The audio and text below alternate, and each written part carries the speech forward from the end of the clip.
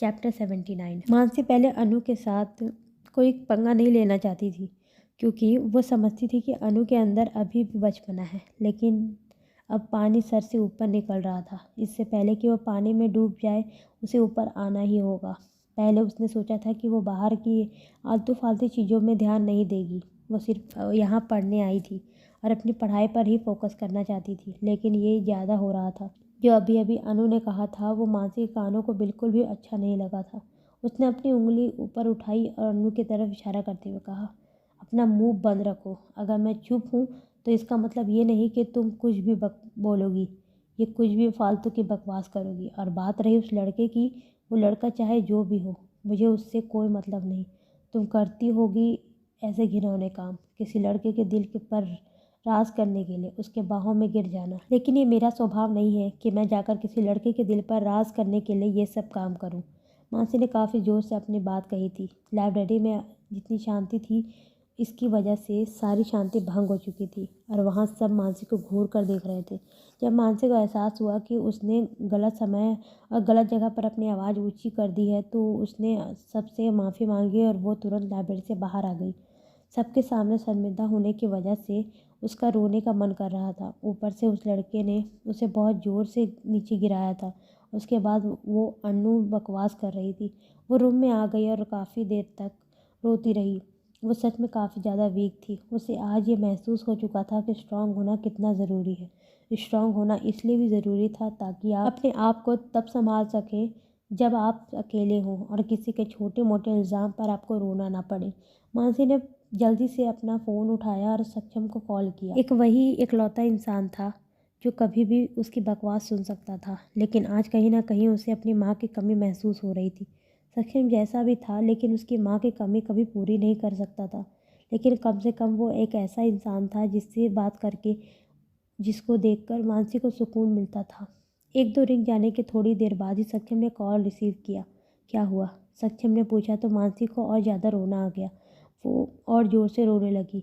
वो इसलिए नहीं रो रही थी क्योंकि उसके साथ थोड़ी देर पहले बुरा हुआ हो।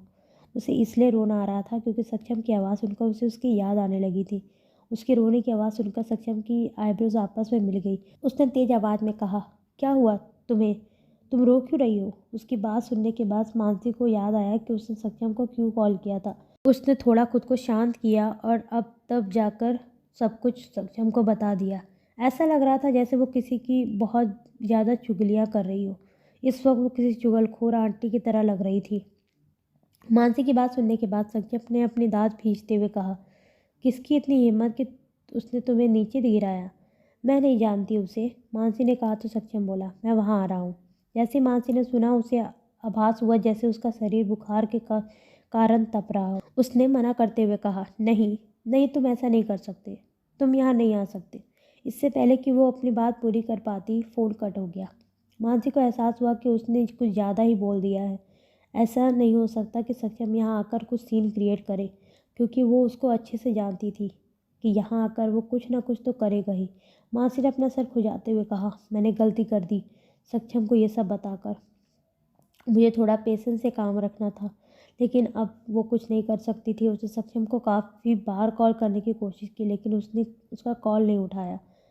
फ्रस्ट्रेट होकर उसने अपना फ़ोन बेड पर पटक दिया। इत्तेफाक से जानवी भी उसी वक्त रूम में आई। वो समझ गई थी कि मानसी काफ़ी ज़्यादा परेशान है। जानवी ने मानसी के कंधे पर हाथ रखा और कहा, तुम परेशान क्यों हो रही हो? मुझे पता है कि अनु ने जो कुछ कहा वो गलत था और तुम्हें उसकी बातों का बहुत ज़्यादा बुरा लगा, क्योंकि एक सेल्फ रिस्पेक्टेड लड़की कभी भी अपने लिए थोड़ी भी गंदगी भरे शब्द नहीं सुन सकती, और ख़ासकर जब वो वैसी हो ही ना, उसे ज़बरदस्ती बनाया जा रहा है। लेकिन मुझे उस लड़के का ऐसा समझ नहीं आ रहा कि उसमें इतना एटीट्यूड है किस बात का? जब उसने तुम्हें नीचे ही गिराना था तो पकड़ा ही क्यों? मानसी ने उसकी बातों को कोई जवाब नहीं दिया। वो तो अपने हाथों को आपस में जोड़कर सिर्फ यही सोच रही थी कि सक्षम जब यहाँ आएगा तो वो क्या करेगा। जानवी ने अपनी अलमारी से एक दवाई की ट्यूब निकालकर मानसी से कहा, पीछे मुड़ो, मैं तुम्हें दवाई लगा देती हूँ। मानसी ने उसको देखा और मुस्कुराते हुए बोली, इसकी कोई ज़रूरत नहीं है, मैं ठीक हूँ। अरे ऐसा कैसे ठीक हो तुम? मैं जानती हूँ कि तुम कितनी ज़ोर से नीचे गिरी थी। तुम्हारे हाथ में ज़रूर दर्द हो रहा होगा।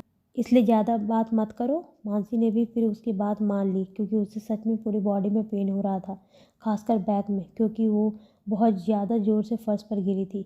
अरे यार अंशु, तुमने उस लड़की को इतनी ज़ोर से नीचे क्यों गिराया? क्या तुम्हारा दिमाग ठीक है? मैं जानता हूँ कि तुम लड़कियों से नफरत करते हो, लेकिन ये क्या बात हुई कि तुम इतनी खूबसूरत लड़की को बाहों में लेकर उसे फर्श पर गिरा दो? यार मुझे बस लड़कियों के करीबी से नफरत है और मैं उस लड़की को बिल्कुल भी बचाना नहीं चाहता था, लेकिन मैं नीचे ही खड़ा हुआ था और मेरे हाथ खुद ब खुद उसे बचाने के लिए बढ़ गए। अंशु के दोस्त आकाश ने उसके कंधे पर हाथ रखा और कहा, अच्छा इन सब बातों से को छोड़ो और ये बताओ कि तुम मुंबई अपनी फैमिली के पास वापस क्यों चले गए, जबकि तुम कहते थे कि तुम कभी भी उनके पास वापस नहीं जाओगी। जैसे ही आकाश ने यह सवाल पूछा, अंशु ने गुस्से में आपस में भींच लिया। उसने गुस्से में कहा, मैं अपनी मर्जी से वहाँ नहीं गया, बल्कि उन्होंने मेरा साथ ज़बरदस्ती की। ज़बरदस्ती? तो तुम क्यों उनकी ज़बरदस्ती मान रहे हो? जब तुम खुद वहाँ नहीं रहना चाहते तो क्यों तुम पर दबाव बना रहे हो? इसलिए क्योंकि अभी वो सक्षम तो मुझसे ज़्यादा पावरफुल है, लेकिन एक बार मैं एडमिनिस्ट्रेशन में घुस गया तब मैं उसको देख लूँगा। मैं उसको कहीं का नहीं छोड़ूंगा। उसके जितने भी काले राज हैं वो सब के सब मैं खोल कर रख दूंगा और उसे तहस नहस कर दूंगा। अरे यार, इतनी नफरत भी ठीक नहीं है। तू एक बार सोच कर तो देख कि जब वो तुम्हें लेने देहरादून तक पहुंच गए तो कहीं ना कहीं उसके दिल में तुम्हारे लिए प्यार तो होगा। जो भी हो वो तुम्हारा भाई है, वो मेरा भाई नहीं है। नहीं मानता मैं उसको अपना भाई। आगे से ये बात ध्यान रहे कि तुम उसका नाम मेरे सामने नहीं लोगे। ये कहकर अंशु अपने रूम में चला गया। आकाश ने अपने कंधे उचका दिया और धीरे से बोला, इस लड़के को समझाना बहुत ही ज़्यादा मुश्किल है। दोपहर के वक्त शाम के समय कोचिंग सेंटर के निकट एक खाली जगह पर एक हेलीकॉप्टर लैंड हुआ। एक सब बच्चों का ध्यान उस तरफ गया, लेकिन किसी ने ज़्यादा ध्यान नहीं दिया क्योंकि उन्होंने सोचा शायद यह हेलीकॉप्टर किसी नेता का होगा या फिर किसी बड़े बिजनेसमैन का। इससे उनका कुछ लेना देना नहीं था। हेलीकॉप्टर की आवाज़ सुनते ही मानसी रूम से बाहर आ गई। जैसे ही उसने हेलीकॉप्टर को देखा वो तुरंत उसे पहचान गई। ये सक्षम का हेलीकॉप्टर था। मानसी को लगभग रोना ही आ गया था। आज के बाद मैं सक्षम को कुछ नहीं बताऊंगी, मानसी ने धीरे से कहा और वो जल्दी से सीढ़ियों से नीचे आ गई और खाली ग्राउंड की तरफ भागने लगी। अंशु और आकाश दोनों नीचे ही एक बेंच पर बैठे हुए थे, बुक पढ़ रहे थे। अंशु की नज़र अचानक ही भागती हुई मानसी के ऊपर चली गई। उसने मानसी को भागते हुए देखा तो मन ही मन कहा, पागल लड़की, कुछ सिंसियरिटी नहीं है इसके अंदर। आ गई यहाँ एडमिनिस्ट्रेशन को कोचिंग लेने। उसके बाद उसने अपनी नज़र अपने बुक में गड़ा दी। लेकिन आकाश ने मानसी को देखकर कहा, यार ये इतनी स्वीट है, काश ये मेरी गर्लफ्रेंड होती। मैं तो इसे पलकों पर सजा कर रखता। पढ़ाई पर ध्यान दो। जितना उस लड़की को देख रहा है तू, अगर इतना बुक को देखा होता तो आज कुछ बन जाता। अंशु ने उसे बिना देखे ही कहा। लेकिन आकाश ने अपनी नज़रें एक सेकंड के लिए भी मानसी से नहीं हटाई। वो लगातार उसे देखे जा रहा था। यार ये भागती हुई कितनी अच्छी दिखाई देती है। आकाश की बात का इस बार अंशु ने कोई जवाब नहीं दिया।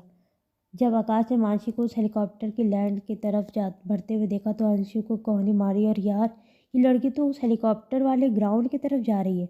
मुझे ऐसा लग रहा है कि ज़रूर उसमें उसका कोई रिलेटिव आया है। तुमने आज गलत इंसान से पंगा ले लिया है। आज तुमने ही उसको नीचे गिराया था ना, तो क्या पता उसने अपने घर चुगली कर दी हो और अपनी बेटी का बदला लेने उसके घर वाले यहाँ पहुँच रहे हो। मुझे तो अब पक्का यकीन हो गया है। जिस तरह से ये लड़की उस हेलीकॉप्टर की तरफ बढ़ रही है, लगता है कि वो तुम्हें मरवाने के लिए काफ़ी ज़्यादा एक्साइटेड है। तुम एक काम करो, तुम यहाँ से जाकर कहीं छुप जाओ। मैं उनसे कहूँगा कि तुम चले गए हो।